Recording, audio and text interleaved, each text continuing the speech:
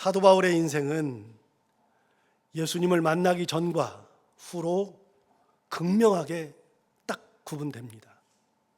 예수님을 만나기 전에는 자기가 하고 싶은 대로 다 할 수 있는 권력이 있었고 세상에 남부러울 것이 없던, 부족함이 없던 인생을 살았습니다. 하지만 다메섹 도상에서 예수님을 만난 이후 그의 인생은 180도 바뀌어버렸습니다. 사도행전 7장에 의하면 스데반 집사의 순교가 나옵니다. 스데반이 누구인가? 그는 교회 역사상 최초의 집사였습니다. 그때 뽑힌 사람이 7명이었는데 그 중에 한 명이었죠. 당대에 성경에 나오는 집사는 지금의 장로를 의미하는 겁니다. 그렇게 7명의 집사가 뽑혔는데 그 7명의 이름이 사도행전 6장에 나오는데 그 7명의 이름 중에 가장 먼저 언급된 이가 바로 스데반이었습니다. 항상 말씀드리지만 가장 먼저 언급된 이가 가장 유명하고 가장 중요한 인물입니다.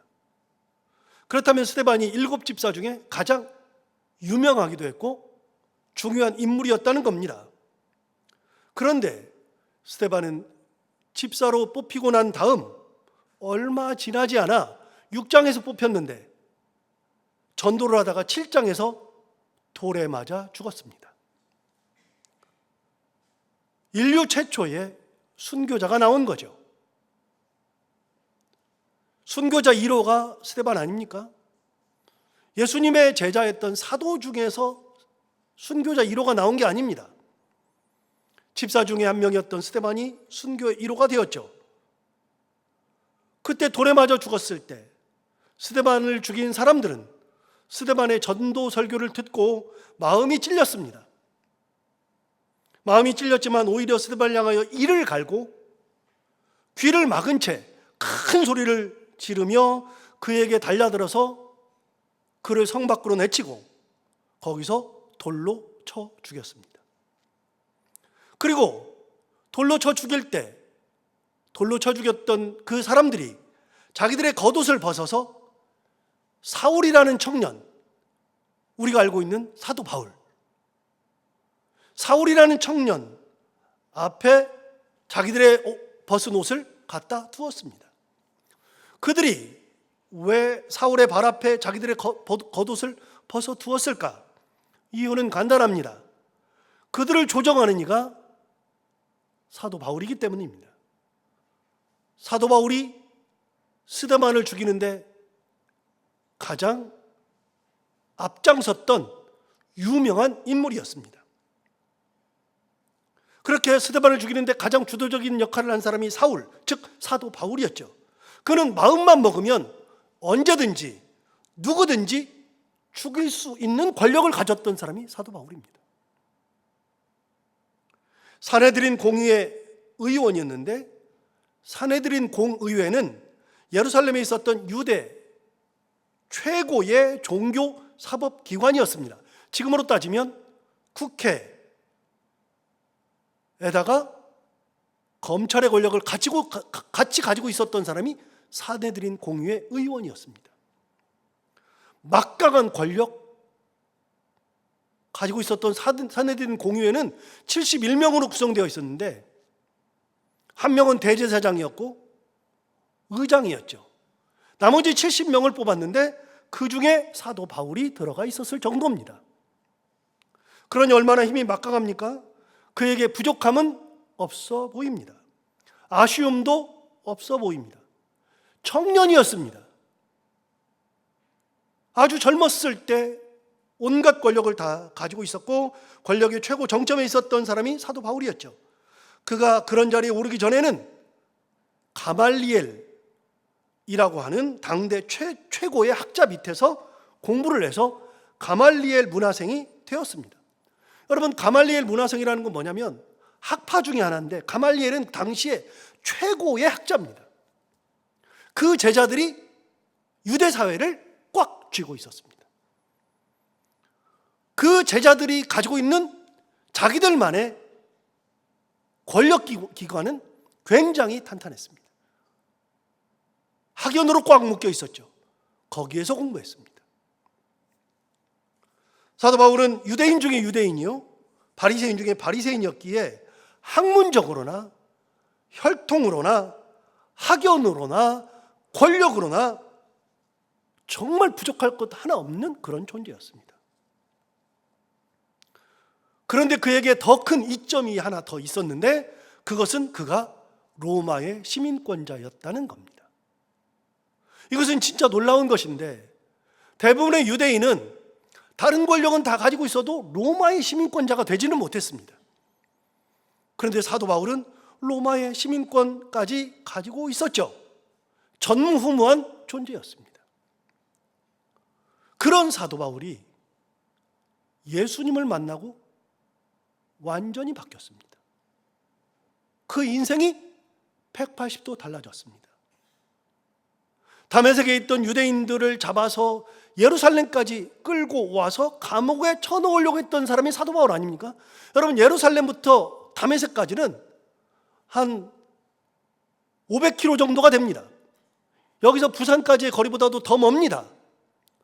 그런데 거기까지 가가지고 유대인들 중에서 예수 믿는 사람들을 잡아서 끌고 예루살렘으로 끌고 와서 감옥에 쳐넣으려고 했던, 핍박할 수 있는 만큼 최대한의 핍박을 할 수 있었던 사람이 사도 바울이죠. 그런데 다메섹으로 가던 중에 예수님을 만났죠. 예수님을 만난 후에 인생이 바뀐 겁니다. 어떻게 바뀌었는가? 여러분, 사도 바울은 전도자가 되었습니다. 전도자가 어떤 존재인가? 방금 전에 우리가 예수님을 믿는 사람들을 사도 바울이 잡아서 죽이려고 했다. 그 예수님을 믿는 사람들을 예수를 믿게끔 만드는 사람이 전도자입니다. 예수를 믿기만 해도 잡아 죽이려고 그랬는데 자기가 믿도록 사람들을 이끌어내가는 전도자가 되었다는 겁니다. 그러니 그는 핍박하던 존재에서 핍박받는 존재, 감옥에 가두려고 했던 존재에서 감옥에 갇혀야 하는 존재, 스데반을 죽이듯이 죽일 수 있었던 존재에서 죽임을 당할 수 있는 살해 위협을 받는 존재로 바뀐 겁니다. 끊임없는 살해 위협에 노출되었습니다. 실제 예수를 믿는 이들을 잡아서 예루살렘에 끌고 오려던 그가 다메섹에서 예수님을 만난 다음에 다메섹에서 전도하기 시작했습니다. 그러니까 다메섹에 있는 그리스도인들이 난리가 난 겁니다. 이게 뭐 하는 짓이지? 그런데 다메섹에 있는 그리스도인들보다도 더 난리가 난 사람들이 있었으니 다메섹에 살고 있었던 유대인들이었습니다. 유대인들은 사도 바울 그러면 우리에게 가장 중요한 사람이죠. 사도 바울 그러면 우리의 뜻에 따라서 우리를 대변해서 예수 믿는 사람을 잡아 죽일 수 있는 그런 사람이었죠. 그런데 그가 예수님을 전하고 있었으니 유대인들로서는 엄청난 당황이 그들에게 임한 겁니다. 그러니까 가만히 지켜보니까 매일 나가가지고서 예수 전한단 말이죠. 그러니까 유대인들이 화가 나가지고 그 배신자 사도 바울을 죽이려고 성문을 지키고 있었습니다. 성문을 지키고 있다가 사도 바울이 성을 나갈 때 그를 잡아서 즉시 죽이려고, 성문을 지키고 있었을 때 사도 바울이 성에 나가면 죽으니까 사도 바울의 제자들이 성문으로 나가지 못하게 했습니다. 그래서 다메섹에 꼭꼭 숨어 있었죠. 다메섹에 있다 보면 죽을 것 같으니까 제자들이 어떻게 되냐, 성벽 위에서 광주리에다가 사도 바울을 거기다 집어넣고 광주리로 내려서 성문으로 탈출한 게 아니라 성벽에서 광주리 타고서 탈출하게 되었습니다. 사도 바울은 예수를 믿자마자 살해 위협에 시달렸습니다. 그렇게 해서 사도 바울은 예루살렘에 갑니다. 예루살렘에 가가지고서 예수 믿는 사람들과 교제하기를 원합니다. 전까지는 예수 믿는 사람 죽이려고 그랬는데 갑자기 예수 믿는 사람들과 교제하고 싶어지는 겁니다. 당연하죠. 예수 믿는 사람들이 너무 귀합니다. 그 사람들이 너무 사랑스럽습니다. 함께 신앙생활을 하고 싶습니다. 그래서 이제는 예수 믿는 사람들을 죽이려고 하다가 예루살렘에 가서 예수 믿는 사람들과 그리스도인들과 같이 교제하려고 그러는데, 예루살렘에 있는 예수 믿는 사람들이 사도 바울을 의심하죠. 아니, 거짓말로 우리한테 들어와가지고 우리 조직을 다 안 다음에 우리를 다 잡아가려고 그래가지고서 예루살렘에 있는 예수 믿는 사람들이, 그리스도인들이 사도 바울을 교제하도록 허락하지 않고 자기 공동체 일환으로 받아주질 않습니다. 사도 바울이 아무리 들어가려고 해도 나는 예수 믿는 사람이다, 나는 예수 그리스도의 사람이라고 아무리 말을 해도 사람들이 믿어주지 않는 겁니다. 그때 바나바라고 하는 사람이 와서, 바나바는 당시에 많은 그리스도인들에게 존경과 존경을 받는 사람이죠. 그 바나바가 와서 사도 바울을 데리고 예수 공동체에 데리고 들어가서 사도 바울을 소개합니다. 사도 바울은 진짜 예수 믿는 사람이다. 다메섹에서 진짜 예수를 만났다. 그리고 예수를 만나서 그가 예수님의 사람이 되었고 전도자가 되었고 다메섹에서 이렇게 도망 나왔고 그렇게 해서 살해 위협에 시달리다가 여기까지 온 거다. 그랬더니 예루살렘에 있는 성도들이 바나바의 말을 듣고 믿고 사도 바울을 받아주었습니다. 그래서 사도 바울이 예루살렘에서 그리스도 공동체, 예수 공동체에 들어가서 함께 신앙생활을 하게 되었죠. 더 큰 일이 일어났습니다. 다메섹에 있는 유대인들이 배반감으로 사도 바울을 죽이려고 했었잖아요. 그런데 유대인들의 본산이라고 하는 예루살렘에는 유대인들이 훨씬 더 많고 사내들인 공의회가 있고 자기 친구들이 있고 유대인들 중에서 최고 유대인들이 다 모여 있는 그곳에서 사도 바울이 갑자기 그리스도인 됐다고. 그러니까 그 배반감은 다메섹에서 느끼는 배반감과는 비교가 안 되죠. 그래서 그 사람들이 어떻게든 사도 바울을 죽이려고 눈에 불을 켜고 사도 바울이 나타나기만 하면 죽이려고 벼르고 있었습니다. 사도 바울이 눈에 띄기만 하면 죽임을 당하죠. 그렇게 되었을 때 예루살렘에 있던 그리스도 공동체 제자들이 사도 바울에게 당신은 여기 있으면 죽임당하니까 당신 고향인 길리기아 다소로 떠나십시오. 그래서 사도 바울이 야반도주합니다. 야반도주에서 예루살렘을 떠나서 가이사랴로 가서 거기서 배를 타고 자기 고향인 터키 남부지방인 길리기아의 다소로 도망가서 수년을 거기 있습니다. 사도 바울은 예수를 믿으면서부터 살해 위협에 시달렸습니다. 예수 믿으면 더 좋을 것 같은데 아니요, 그렇지 않았습니다. 그런 것뿐만이 아니라 살해 위협뿐만이 아니라 이미 말씀드린 것처럼 그는 권력을 잃었습니다. 경제력도 잃었습니다. 사람도 다 잃었습니다. 자기가 배운 지식이 다 의미가 없어졌습니다. 다 필요가 없었죠. 훗날 배고팠고 헐벗었고 추위에 떨어야 했고 감옥에 갇혀야 했고 바다에서 일주일 동안 표류해야 했었고 40에 하나 감한매를 5번 맞아야 했고 돌로 맞아야 했고 그런 인생을 사도 바울은 살았습니다. 예수 믿고 난 다음에 싹 다 잃고 최악의 모습으로 바뀐 겁니다. 여러분, 왜 사도 바울이 그런 인생을 살까요? 예수 만난 다음에 왜 그런 인생을 살아갈까요? 사람은요, 이익이 있어야 움직입니다. 이익이 없으면 사람은요, 기본적으로 움직이지 않습니다. 무슨 말이냐면요, 예를 들어서 여러분 가게를 해요. 여러분 가게를 내요? 가게를 내는데 가게를 내가지고 내 전 재산 다 때려 붓고 가게를 넣어서 사람들에게 다 줘야 되겠다, 이런 사람 어디가 있어요? 가게를 내면 뭐하러 내요? 돈을 벌겠다고 내는 거죠. 그런데 가게를 냈는데 한 달째 손님이 한 명도 없어요. 돈만 계속 까먹어요. 그러면은요, 잠이 안 와요. 어떻게 해야 돼요? 가게 빨리 정리해야죠. 사람은 돈이 되니까 움직이지 돈 안 되면 시름시름 앓습니다. 절대로 안 합니다. 학교를 왜 다녀요? 이익이 되니까 다니는 거예요. 학교 다니는데 이익이 없으면 왜 다녀요? 학교를 다녀서 공부 잘해서 더 좋은 학교로 가고 좋은 직장 갖게 되고 윤택한 삶을 살려고 학교에서 공부하는 거지. 여러분, 학교를 왜 가요? 학교 갔는데 일진 만나가지고서 매일 두드려 맞고 돈 다 뺏기고 애가 정신병이 오면 학교를 다녀요? 여러분, 사람은 이익이 아니면 움직이지 않아요.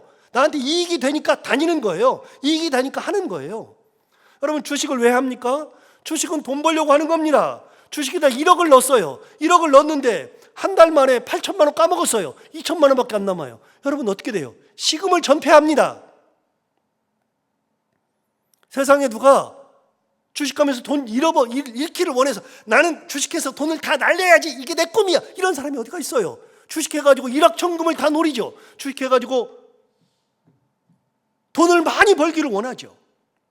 그런데 한 달 만에 8천만 원을 잃었어요. 아이, 괜찮겠지. 사람 그래요. 본전은 찾아야지. 그런데 또 한 달 지났는데 500만 원밖에 안 남았어요. 자포자기예요. 그러기 전에 돈 빨리 빼야죠. 여러분, 사람은 이익을 위해서 움직이고 이익에 따라서 사람은 움직이는 겁니다. 제가 주식 얘기했었잖아요. 저도 주식 얘기를 했었는데 여러분도 그때 웃고 그랬었는데 기억이 날지 모르겠지만 저도 주식을 했었어요. 약 25년 전에, 유학 가기 몇 달 전에 갑자기 드는 생각이, 유학을 마치고 오면 나는 돈이 하나도 없을 텐데 몇 년 지나고 유학 갔다 오면 진짜 돈이 하나도 없고 갈 데도 없고 그러는데 어떡하지?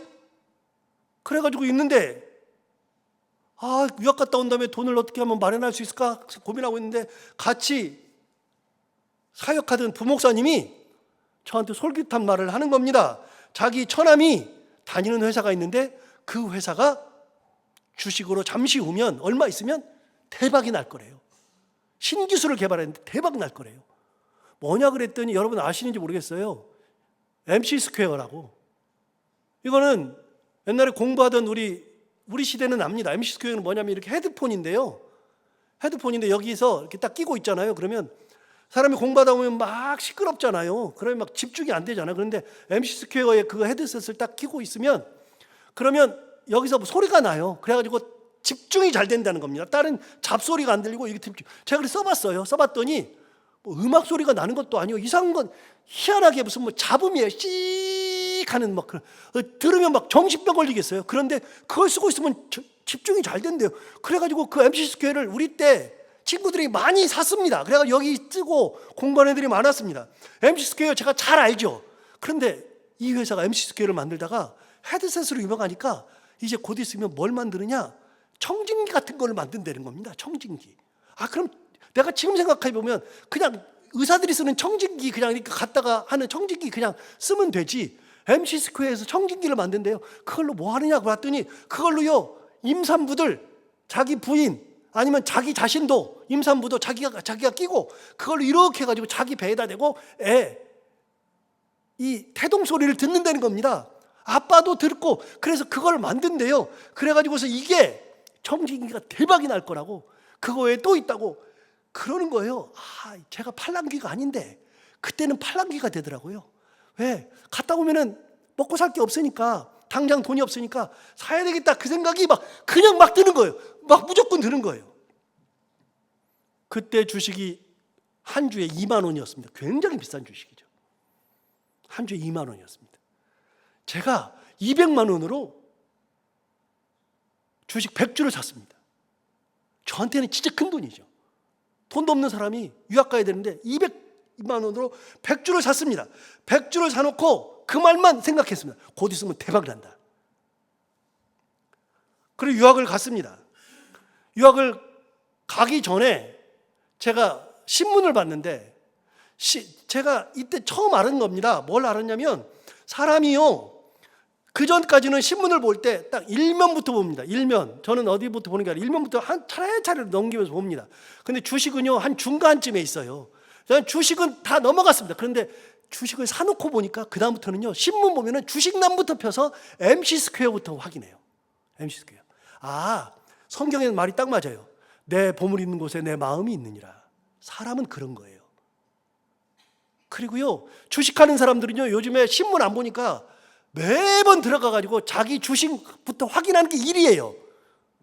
저도요, 신문 보니까 주식부터 모르더라고요. 그런데 유학을 갔는데 유학 가가지고 인터넷 할 때마다 가장 먼저 MC 스퀘어 검색해가지고 그거부터 봐요. 오늘 얼마 됐나 얼마 됐나. 그런데요, 얼마 지나지 않았는데요, 이게 2만 원 주고 샀는데 3만 원이 넘어요. 우와, 진짜 대박 나겠다 싶더라고요. 그래서 200만 원 주고 샀는데 300만 원이 넘는 거예요. 아하, 몇 년 있으면 이게 1000만 원 되겠다. 말도 안 되는 소리죠. 그런데 거기다가요, 증자를 해준다는 거예요. 증자가 뭐냐? 가지고 있는 것에다가 몇 주를 더 붙여준다는 거예요. 증자. 100주를 가지고 있는데 20% 증자를 해준대요. 20% 증자라니까 20주를 더 주는 거예요. 120주가 된 거예요. 120주가 되니까 여러분 3만 원씩 120주가 되니까 이게 400만 원에 가까워지는 거예요. 우와! 그래서 제가 너무 기뻐가지고 저는 맨날 공부보다도 유학 가가지고 여기에 마음을 쓰면서 나는 나중에 대박 난다. 1000만 원은 무조건 된다. 그랬는데 얼마 지나지 않으니까요, 어떤 일이 벌어지냐면 뚝뚝 떨어지는 거예요. 뚝뚝 떨어지는데 한 6개월 지나니까 3만 원 넘던 것이 5천 원이에요. 5천 원. 5천 원짜리 120주 해봐야 60만 원이에요. 난리가 났습니다. 이걸 어떡하나. 그래서 제가 거기 있으니까 어떻게 팔지도 못하고 맨날 보고 있는데 5천 원 밑으로 계속 떨어지는 거예요. 3천 원까지 막 떨어져요. 너무 화가 나는 거예요. 그런데 조금 있으니까요, 이게 감자 한 대네. 증자는 더 주는 거잖아요. 감자는 그만큼을 없애버리는 거예요. 30% 감자 한 대요. 그래가지고 84주가 남아요. 120주 됐다가 84주가 남아요. 그것도 80주라고 치고 5천 원 하면 5팔은 40만 원 돼요. 3천 원까지 떨어지니까요, 이게 있으나 마나야. 팔아야지 하다가 안 돼요. 제가 그래서 한국에 들어왔어요. 이제 얼마 지나지 않아서 일이 있어서 한국에 들어와가지고 한국에 있을 때 제가 80주밖에 안 되니까 20주를 더 샀어요. 100주 만들어 놨어요. 100주 만들어 놓고 유학 갔는데 한 6개월 지나니까 소각이에요, 소각. 소각이 뭐예요? 다 태워 없애버리는 거잖아요. 왜 소각되나 봤더니 회사가 없어졌어. 여러분, 저는 그래서 주식을 안 합니다. 주식하면 망하니까요. 희한하게 제가 하면은 망할 것 같더라고요. 저는요, 옛날부터 뽑기 해가지고 당첨된 적이 없어요. 여러분, 뽑기 해가지고 되는 분들 있잖아요. 희한해요. 어떻게 되나? 여러분, 그래서 저는 한때 로또도 사봤거든요. 로또 안 돼요. 복권 옛날에 사봤거든요. 안 돼요. 저는 이렇게 하는 요행이라는 게 안 돼요. 그래가지고 복권, 로또 다 안 돼. 아예 안 해요. 뽑기조차도 안 돼요. 어디서 뽑아봐야 제 이름이 번호가 불려본 적이 없어요. 그래서 아예 안 해요. 그래서 아예 기대를 안 해요. 그래서 옛날에는요, 우리 고등학교 때는 문학의 밤이 있었다고요. 문학의 밤 하면은 우리 고등부 때 옆교회 고등학생들을 다 초청해가지고 그날 문학의 밤 해가지고 시를 만들어가지고 시를 읽기도 하고 찬양도 하고 그래 시전시, 그래서 판넬로 만들어가지고 시 쫙 걸어놓고 하고 연극도 하고 음악도 하고 하면서 막 했어요. 문학의 밤. 그때 많이 와요. 그러면은 거기 초청장에다가요, 맨 옆에 끝에다가 이렇게 만들어가지고 번호표 만든다고요. 그거를 다 집어넣어가지고서 거기다가 선물 줬어요. 저도 열심히 했거든요. 그래서 저는요, 하나만 하는 게 아니라 싹 다 모아가지고 한 7, 8개씩 했어요. 안 돼요. 저는 안 돼요. 왜 안 되죠? 그래서 저는 요행을 안 바래요. 그런데 주식하다가 한번 망한 적이 있으니까 안 돼요. 여러분, 주식 왜 해요? 이익이 되니까 하는 거예요. 사도 바울이 예수 믿고 난 다음에 다 포기했어요. 싹 다 잊어버렸어요. 그런데 사도 바울이 그걸 포기하고 나서 간 인생은 우리가 생각할 때 최악이에요. 왜 가요? 도대체 이 길을 왜 가냐고요? 다시요. 사람은 이익이 있어야 움직이는 거예요. 사람은 나한테 뭔가 도움이 되어야 움직이는 거예요. 거길 가서 해가 되면 안 가요. 안 만나요. 안 해요. 이익이 되니까 사람도 만나고 이익이 되니까 뭐도 하고 다 그러는 거예요. 이익을 따라서 움직여요, 사람들은. 그런데 사도 바울은요, 볼 때는 이익이 없어요. 오히려 해예요. 왜 그래요? 뭔 이익이 있다고요? 딱 하나예요. 천국 소망으로 바뀌었기 때문에 그래요. 구원의 은혜로 바뀌었기 때문에 그래요. 이 땅에서의 삶이 아니라 천국에서의 삶, 천국 소망을 가졌기 때문에 그런 거예요. 이 이익이, 천국의 이익이, 천국 소망이 이 땅의 삶보다 1000배, 10,000배, 100,000배, 100,000배 훨씬 더 많으니까 가지고 있었던 지식 버렸고요. 그래서 뭐라 그랬어요? 배설물로 여긴다 그랬어요. 다 버렸어요. 권력 다 버렸어요. 경제 다 버렸어요. 사람들에게 손가락질 받고 살해 이역 받았어요. 다 버렸어요. 이걸 가지고 있는 것보다도 천국 소망이 크니까 버린 거예요.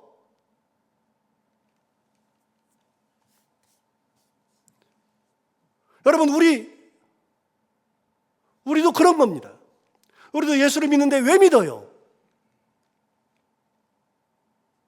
예수 믿는 것이 훨씬 더 큰 이익이 있기 때문에 믿는 거예요. 우리도 왜 믿어요? 천국 소망을 가지고 있기 때문에 믿는 거예요. 구원의 은혜가 있으니까 믿는 거라고요. 아니면 뭐라고 해요? 여러분, 오늘 주일인데 여기 와서 지금 앉아 있잖아요. 여러분 보세요. 주일에, 평일에 일했으니 쉬어야죠. 자야죠. 개인적인 취미 생활을 해야죠. 그런데 다 접어두고 이 시간에 여기 와서 예배 드리고 있어요. 왜요? 그게 더 소중하기 때문에 그런 거예요. 이게 은혜가 되니까 그러는 거예요. 예수 믿다 보면 시간만 쓰는 게 아니에요. 오늘 주일 같은 날 시간을 쓰고 여기 와 있잖아요. 시간만 쓰는 게 아니에요. 우리는 헌금하잖아요. 돈도 써요. 여러분, 헌금을 한다는 것은 저는 진짜 대단한 거라고 생각합니다. 인류가 살면서 만들어진 단어 중에 황금 만능주의라고 있어요. 이 땅 살면서 황금 만능주의가 진짜 있어요. 이게 좋다 나쁘다를 떠나서 이 땅을 살아가는 가치관이에요. 사람들의 가치관이에요. 돈이 얼마나 중요한가? 하나부터 10까지 다 돈입니다. 여러분 보세요. 먹고 살아야죠. 그러면요, 돈이 있어야죠. 잘 공간이 필요하죠. 돈이 있어야죠. 친구 만나야죠. 돈이 있어야죠. 핸드폰 써야죠. 돈 있어야죠. 인사하려고 하죠. 돈 있어야죠. 자식 키워야죠. 돈 있어야죠. 자식 공부시켜야죠. 돈이죠. 결혼시켜야죠. 돈이죠. 손주들 용돈 줘야죠. 다 돈이죠. 심지어는요, 아프니까 돈이죠. 요양 가야죠. 돈이죠. 여행 가야죠. 돈이죠. 진짜 심지어는요, 나 죽을 때도 돈이에요. 장례 치를 때도 돈이에요. 여러분, 이 땅에서는 돈이 가장 중요합니다. 저는 돈이 중요하다고 생각합니다. 그런데 돈은 뭐 신경 쓰면 안 된다. 돈 뭐 가지고 있으면 뭐. 아니요. 나는 항상 말씀드리지만 여러분, 예수 믿으면서 돈이 여러분들이 많기를 원합니다. 돈 엄청 벌기를 원합니다. 거지처럼 사는 것은 저는 원하지 않습니다. 여러분, 다 황제처럼 살기를 원합니다. 뭐 주식하면 대박 나기를 원합니다. 여러분, 돈 많이 가지기를 원해요. 저는 여러분이 돈을 진짜 많이 가지고 있었으면 좋겠어요. 여러분, 이 가치관이 예수 믿으면 없어져요? 안 없어져요. 예수 믿어도 돈이 중요해요. 그런데 여러분 와가지고 헌금하잖아요. 많든 적든 여러분 헌금하잖아요. 이게 가능한 얘기예요? 왜 그래요? 우리는요, 시간도 그렇고 예배도 그렇고 찬양도 그렇고 헌금도 그렇고 봉사도 그렇고 진짜 중요한 이익이 있으니까 하는 거예요. 뭐예요? 천국 소망을 가지고 있으니까 하는 거라고. 다 은혜가 되니까 하는 거라고요. 하나님의 섭리를 바라보니까 하고 있는 거라고요. 아니면 아니에요. 사도 바울이 왜 움직여요? 왜 다 버려요? 왜 버리면서도 죽을 만큼 힘들면서 왜 그 삶을 살아가요? 이유는 간단한 거예요. 하나님께서 주시는 은혜가 있으니까요. 그게 크니까요. 그 이익이 이것과는 비교가 안 되니까요. 또 천국의 소망이 있으니까요. 이 천국 소망을 바라보면 이 땅의 삶은 아무것도 아니에요. 그래서 로마서에 말했어요. 뭐라 하냐면 천국에서의 우리 소망은 이 땅에서의 고난과 비교할 수 없도다. 사도 바울이 직접 얘기했어요. 이게 사도 바울의 삶입니다. 그야말로 세상의 모든 것을 다 내어놓고 하나님 한 분 바라보고 살았고 예수 그리스도 한 분 위에 평생을 살았죠. 그러니 그의 삶 앞에 숭고함을 느끼게 됩니다. 사실 우리가 버리는 거하고 사도 바울이 버리는 것은 비교가 안 돼요. 지난주에 본 것처럼 사도 바울은 자기 뜻대로 살지도 못했습니다. 자기가 하는 대로 하지도 못했습니다. 예수님을 전하고 살고 있었기에 예수님을 위해 복음을 더 잘 전하고 더 많이 전하기 위해서 서바나까지 가려고 그러는데 하나님 그것도 막았잖아요. 지난주 설교 들었잖아요. 서바나로 가려고 하는데 하나님이 다 막아버리잖아요. 그래서 오히려 예루살렘으로 가야 되잖아요. 예루살렘에 가는데 뭐라고 가요? 마케도냐와 아가야 사람들이 헌금을 모아주고 예루살렘의 가난한 성도들 위해서 우리를 좀 써주세요. 그러니까 그것 때문에 예루살렘 성도들, 가난한 자들을 위로하고 이들의 뜻을 전달하기 위해서 서바나로 가려고 그러는데 반대 방향인 예루살렘으로 가야 하잖아요. 이게 사도 바울이 자기 뜻과 상관이 없어요. 그렇게 살았습니다. 사도 바울. 자기 뜻대로 되지 않았습니다. 그러면 자기 뜻대로 안 되면 우리는 이렇게 말할 수 있죠. 하나님 도대체 왜 그래요? 내가 나 위해서 살아요? 하나님 위해서 사는 거지. 내 욕심 부렸어요? 하나님 위해서 그러는 거지. 나는 서바나로 가서 복음 전하고 싶어요. 땅끝까지 가서 그 멀리까지 가서 거기 있는 분들에게 예수 그리스도를 복음을 전하고 싶어요. 하나님 이게 나 죽으라고 하는 거예요? 하나님 위해서 하는 거잖아요. 이렇게 말할 수 있어요. 그런데 하나님 왜 막아요? 도대체 왜 그래요? 그럴 수 있죠. 그런데 사도 바울은 그런 얘기 한 적이 없어요. 내 뜻대로 안 돼도 하나님이 인도하시는 대로 갔어요. 인도를 따라갔다고요.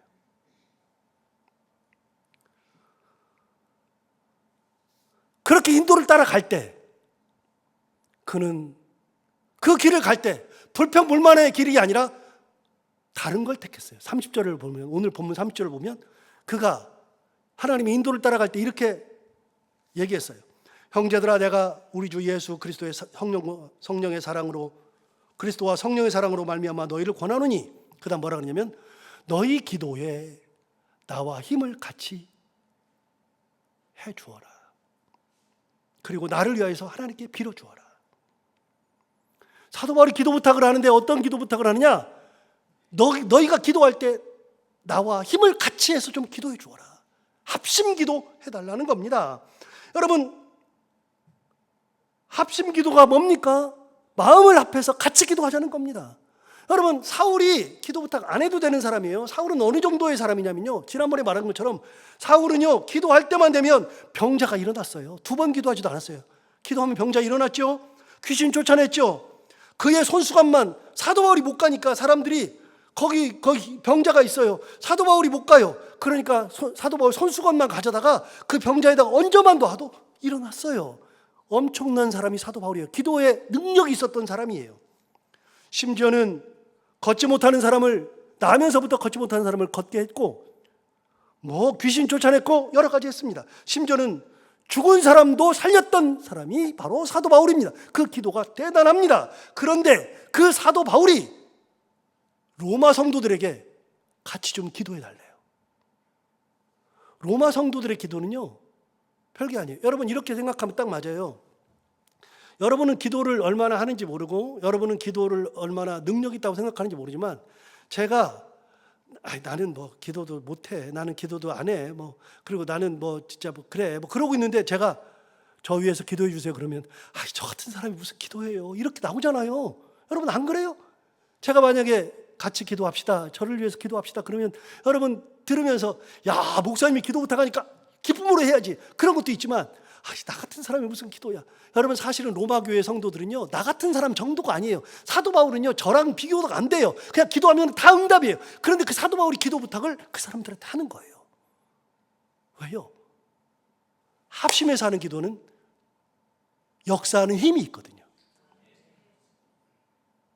나는 기도를 못해가 아니라 나 한 사람의 기도가, 이 사람의 기도와 이 사람의 기도가 같이 묶여서 함께하는 기도는 역사하는 힘이 크거든요. 예수님이 겟세마네 동산에서 잡시던 날 밤에 제자 셋 데리고 갔죠. 베드로, 야고보, 요한. 예수님 뭐라 그랬어요? 내가 지금 고민하여 죽게 되었으니. 무슨 말이에요? 내가 죽을 만큼 고민된다. 그날 잡혀요. 그 다음날 죽어요. 내가 지금 고민하여 죽게 되었으니 너희는 따로 떨어져서 날 위해서 기도해달라 그러잖아요. 예수님도 제자들에게 기도해달라 그랬어요. 왜요? 십자가를 제대로 져야 되거든요. 유대인들을 다 몰살시키겠다고 했던 하만의 기세 등등함을 괴로워하던 모르드게가 자기 조카인 에스더를 찾아가서 왕에게 이 일을 좀 고해서 우리 좀 살려달라 그렇게 얘기했을 때 에스더가 말했습니다. 그러면 나뿐만이 아니라 우리 유대인들 모두 다 3일 동안 금식 기도해 주십시오. 3일 동안 금식하면, 기도하면 나도 그렇고 내 종들도 그렇고 다 3일 동안 금식하면서 기도할 때 내가 그때 왕이 부르지도 않고 내가 가면 나를 죽일 텐데 그럼에도 불구하고 내가 왕 앞에 가서 고할 겁니다. 내가 죽으면 죽으리이다 하고서 모든 사람들이 다 기도했어요. 다 금식하면서 기도할 때 하늘 보좌가 움직이더라고요. 여러분, 나는 기도도 못해. 나는 기도 이거 해봐야 그런 게 어디가 있어요. 사도 바울처럼 대단한 사람도 자기를 위해서 기도해달래요. 나를 위해서 빌어달래요. 사도 바울은 알았어요. 내가 가는 이 길은 기도의 길이다. 내가 가는 이 전도자의 길은 하나님 바라보면서 기도하는 기도의 길. 여러분, 기도하지 않고 어떻게 은혜를 감당합니까? 기도의 길을 가는 거예요. 나의 힘으로는 부족하니 나를 위해서 함께 기도해달라. 그렇게 기도한 거죠. 그런 기도의 부탁의 내용까지도 얘기해 줬어요. 31절, 32절. 기도의 부탁의 내용이 세 가지입니다. 첫 번째, 나로 유대에서 순종하지 아니하는 자들로부터 건짐을 받게 하고. 이게 무슨 말이에요? 여러분, 유대에 가보면은 거기 예루살렘에 가면 거기 유대인들이 많아가지고 옛날에도 나를 죽이려고 그랬는데 지금도 가면 나를 죽일 사람들이 많이 있다. 그런데 내가 그들의 손으로부터 건짐을 받아야 되는 거예요. 나는 죽음의 길로 가는데 내가 거기서 건짐받게 기도해달라. 두 번째, 예루살렘에 대하여 내가 섬기는 일을 성도들이 받을 만하게 하고. 가서 헌금을 주는데 여러분, 좋은 일이라 그래서 다 은혜가 되는 게 아니에요. 여러분, 헌금을 가지고 와서 가난한 자들에 나눠주면 가난한 사람들이 우와, 우리를 위해서 이렇게 귀한 걸 했네. 그럴 수도 있지만요, 가난한 사람들은 제가 가난해 봐서 아는데요, 가난한 사람일수록 자존심이 훨씬 더 세요. 누가 도와주잖아요, 엄청 기분 나빠요. 누가 뭘 하나만 줘도 기분 나빠요. 제가 우리 고등학교 3학년 때 우리 선생님 얘기했잖아요. 우리 선생님이 저보고 장학금 주겠다고 자기 동기들끼리, 선생님 동기들끼리 장학재단을 이렇게 자기들이 이렇게 돈을 모았는데 그 돈이 있어가지고 장학금을 주려고 하는데 우리 선생님이 저를 추천했어요. 저를 불러가지고 너 오늘 가가지고 그 정자국 양복점이에요. 제가 이름도 안 잊어버려요. 왜 이렇게 이런 것들이 기억이 다 나지? 정자국 양복점에 갔어요. 갔는데 그 양복점 사장님이 우리 선생님 동창이에요. 그분이 저한테 물어봐요. 야, 너희 집이 어떠냐? 너희 뭐 형편이 어떠냐? 그러면서 아버지는 어머니는 그러는데 그때 얼마나 자존심 상하는지. 우리 집 괜찮아요. 괜찮은데요? 그랬더니 알았다, 가라. 그래서 갔는데 그 다음날 학교 갔더니 우리 선생님이 저를 잡으러 오라 그러더니 쌍욕을 하더라고요. 이런 개. 그러면서 네가 무슨, 제가 경험해봐서 알아요. 가난한 사람들은요, 자존심이 훨씬 더 세요. 도와준다 그러잖아요, 쉽게 받지 못해요. 사도 바울이 뭐라 그랬어요? 다시 보세요. 31절에 하반절 두 번째, 예루살렘에 대하여 내가 섬기는 일을 성도들이 받을 만하게, 성도들이 기쁨으로 받도록, 적선이라고 안 느끼고 하나님의 은혜로 느끼도록, 사랑은 아가야와 마게도냐 사람들의 사랑으로 느끼도록. 여러분, 이게 기도 제목이라니까요. 사도 바울은 로마 교회 성도들에게 이렇게 기도해달라 그랬어요. 마지막 세 번째 32절 볼까요? 이렇게 말했습니다. 나로 하나님의 뜻을 따라 기쁨으로 너희에게 나아가 너희와 함께 편히 쉬게 하라. 자기는요, 마지막 기도가 꼭 들어있어요. 지금도 로마에 가고 싶어요. 그런데 내가 지금 못 가니까 저기 가 있으니까 그거 다 마친 다음에 너희에게 가서 기쁨으로 가서 너희와 함께 편히 좀 쉬게 기도해달라. 이 뜻은 이 기도는 이루어지지 않아요.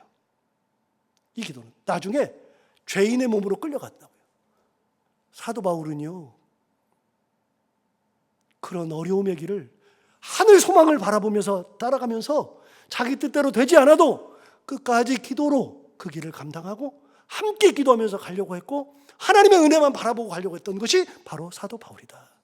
우리가 살아가는 길이 그런 거예요. 우리가 살아가는 길이 뭐 대단한 길을 가는 게 아니에요. 우리도 기도의 길을 가는 것이고 감사의 길을 가는 것이고 하나님 바라보면서 가는 길이고 그 길의 끝에 천국이 있다는 거 기억하시고 하나님의 은혜 가운데 살아가는 우리 모두가 다 되기를 바랍니다.